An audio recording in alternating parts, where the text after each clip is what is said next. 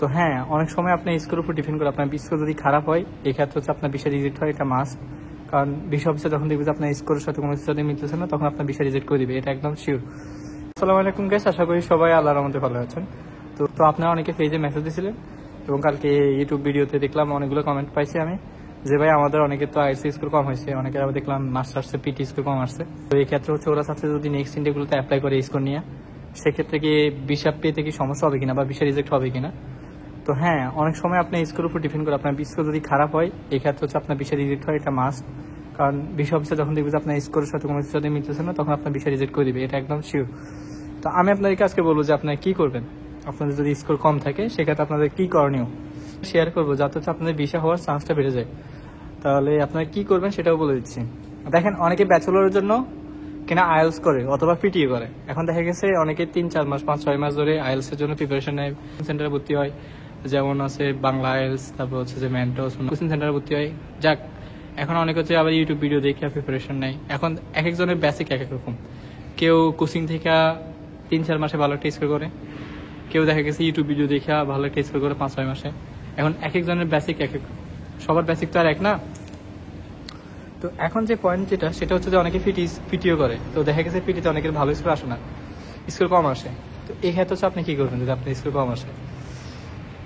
এই ক্ষেত্রে যদি আপনার স্কোর কম আসে, আপনি একটা কাজ করতে পারেন ব্যাচেলরের ক্ষেত্রে। যদি আপনার স্কোর কম আসে, সেক্ষেত্রে হচ্ছে যে আপনি দেখেন, আমি আপনাদেরকে এটা ব্যাখ্যা করে দিব যাতে আপনাদের বুঝতে সুবিধা হয়। আপনি চাইলে ডিপ্লোমা লিডিং টু ব্যাচেলর আসতে পারেন, টপ নোস ইউনিভার্সিটি যেগুলো।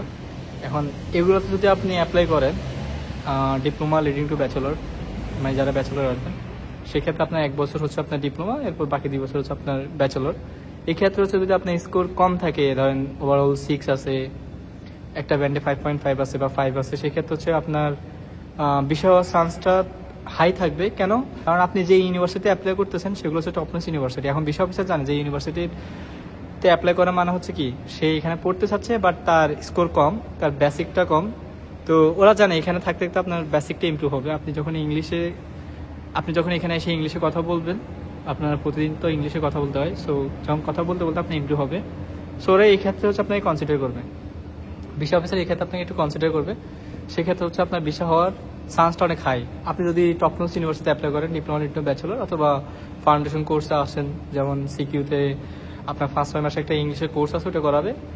অনেকগুলো ইউনিভার্সিটি এই কোর্সটা দেয়, ফাউন্ডেশন কোর্স। সো আপনি চাইলে ওই কোর্সে আসতে পারেন, অথবা আপনি টপ নোস ইউনিভার্সিটি যেগুলো আছে, সুইনবার্ন অন্যান্য ইউনিভার্সিটি, ওগুলোতে আপনি আসতে পারেন diploma leading to bachelor. But আপনি যদি ডিপ্লোমা লিডিং টু ব্যাচেলর আসেন, সেক্ষেত্রে 1 বছর আপনাকে ডিপ্লোমা করতে হবে মাস্ট। এরপর হচ্ছে যে আপনাকে 1 সেমিস্টার, মানে ব্যাচেলরের 1 সেমিস্টার আপনাকে কমপ্লিট করতে হবে। টোটাল হচ্ছে 1.5 বছর। আপনি একটা ইউনিভার্সিটি থেকে পড়াশোনা শেষ করে দেন হচ্ছে আপনি চাইলে চেঞ্জ করতে পারেন। আপনি চাইলে একটা ইনস্টিটিউটে যেতে পারেন, কলেজে যেতে পারেন। আপনি যদি এর আগে চেঞ্জ করে বলেন, ধরুন আপনি ডিপ্লোমা লিডিং টু ব্যাচেলর আসছেন, এখন আপনি যদি চান, আপনি যদি চেঞ্জ করতে চান, চেঞ্জ করতে পারবেন, সমস্যা না। বাট সমস্যা যেটা, সেটা হচ্ছে যে আপনি যখন বাংলাদেশে যাবেন, মানে বাংলাদেশে ঘোরার জন্য যাবেন, সেক্ষেত্রে হচ্ছে ভিসা অফিসারের কাছে যদি মানে নোটিশ যায়, বা ভিসা অফিসার যদি আপনার ফাইল চেক করে, যাওয়ার ক্ষেত্রে অনেকে ফাইল চেক করে ইমিগ্রেশন অফিসে। তো সেক্ষেত্রে হচ্ছে যে আপনার দেশের থেকে আসার সময় আপনার ধরে দিবে, মানে আপনি কট খেয়ে যাবেন, আপনার ভিসা ক্যান্সেল করে দিবে, আপনাকে ডিপোর্ট করে দিবে, আপনি আর ঢুকতে পারবেন অস্ট্রেলিয়াতে। এই একটা হাই রিস্ক থাকবে যদি আপনি 1.5 বছর আগে চেঞ্জ করেন ডিপ্লোমা লিডিং টু ব্যাচেলরে। আর আপনি যদি চিন্তা করেন, না আমি ডিপ্লোমা লিডিং টু ব্যাচেলর আসছি, আমার জাস্ট অস্ট্রেলিয়ার ভিসাটা দরকার, আমি এরপর আস্তে আস্তে 1.5 বছর কষ্ট করে শেষ করে এরপর হচ্ছে একটা কলেজ বা ইনস্টিটিউট চলে যাবো, সেক্ষেত্রে হচ্ছে তাহলে আপনি আসতে পারেন। আপনার যদি আইএলটিএস স্কোর কম থাকে, আপনার যদি আইএলটিএস স্কোর 5.5 থাকে অথবা 6 থাকে, তাও আপনি ডিপ্লোমা লিডিং টু ব্যাচেলর আসতে পারেন। আমি জাস্ট আপনাদেরকে ইন্সপায়ার করতেছিলাম, জাস্ট একটা সলিউশন দিচ্ছি যাদের স্কোর কম, যারা হচ্ছে কোনো ওয়ে দেখতেছেন না, ডিপ্রেশনে আছেন, চিন্তা করতেছেন যে এই কম স্কোর নিয়ে কেউ অস্ট্রেলিয়াতে আসা যায় বা কেউ ব্যাচেলর আসবেন, সেক্ষেত্রে এই অপশনটা আপনার জন্য আসে। মাস্টার্সের ক্ষেত্রে যদি আপনার 6.5 লাগে ওভারঅল, কিছু সাবজেক্টের উপর ডিপেন্ড করে, সেগুলোতে আপনার 7 লাগে। তো এক একটা সাবজেক্টের উপর, মানে এক একটা সাবজেক্টের উপর এক এক রকম রিকোয়ারমেন্ট থাকে, এক একটা ইউনিভার্সিটি এক রকম রিকোয়ারমেন্ট থাকে আইএলটিএস পিটিএ।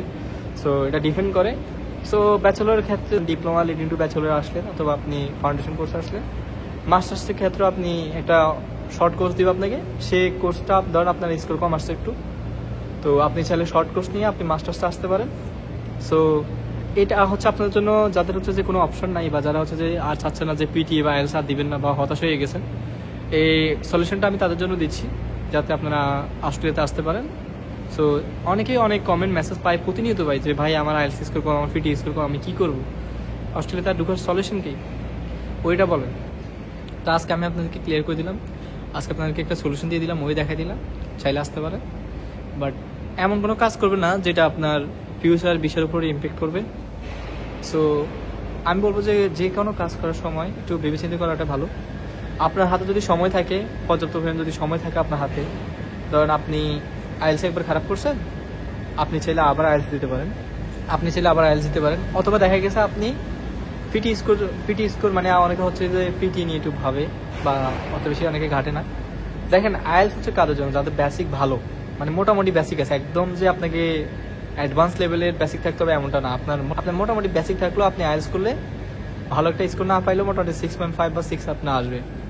এখন যদি আপনি ধরেন আইএলসের পিছনে 3-4 মাস সময় দিলেন, কিন্তু আপনার মাথায় কিছু ঢুকতেছে না, আপনার 5 আসতেছে রিডিংয়ে, রাইটিংয়ে 5 আসতেছে, লিসনিংয়ে 6 আসতেছে, আপনার ইমপ্রুভ হচ্ছে না, তো সেক্ষেত্রে আমার সলিউশন যেটা থাকবে সেটা হচ্ছে যে আপনি সময় নষ্ট করার দরকার নাই, আপনি পিটি ট্রাই করতে পারেন। পিটি অনেক ইজি আছে আইএলসের থেকে।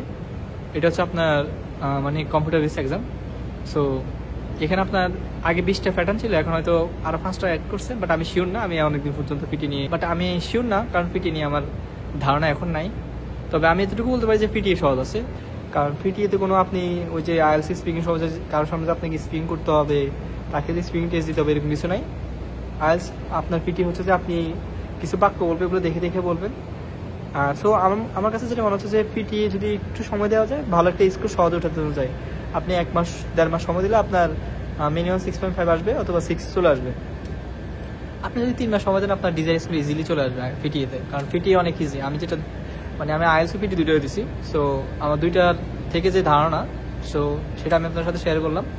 তো আপনাদের হাতে যদি পর্যাপ্ত সময় না থাকে, অথবা আপনার যদি বেসিকে সমস্যা থাকে বা আপনি বেসিক দুর্বল হয়ে থাকে, তাহলে সেক্ষেত্রে আপনি পিটি দিতে পারেন। শর্ট টাইমে পিটি দিলে আপনার ভালো একটা স্কোর আপনি উঠাতে পারবেন, মানে এটা আমি মনে করি, যদি আপনার ওইরকম পর্যাপ্ত সময় না থাকে। আর আপনি যদি মনে করেন আমার আইএলসে দরকার, আমি আইএলসে পরীক্ষা দিব, আমি একটা 6.5 অথবা 6 উঠাবো, তাহলে আপনি আইএলসে যদি স্কোর উঠাতে চান, তাহলে সেক্ষেত্রে হচ্ছে আপনাকে একটা ভালো সময় দিতে হবে, ভালোভাবে বুঝতে হবে, ইংলিশ নিউজ পেপার পড়তে হবে, তারপর হচ্ছে আপনি ইংলিশে মুভি দেখতে হবে, তারপর প্রতিদিন পডকাস্ট শুনতে হবে, প্রতিদিন অন্তত 1 ঘন্টা করে আপনাকে স্পিকিং করতে হবে। আপনি যে কোনো কথা ইংলিশে বলবেন, তাহলে মোটামুটি আপনার ইমপ্রুভ হবে আইএলসে।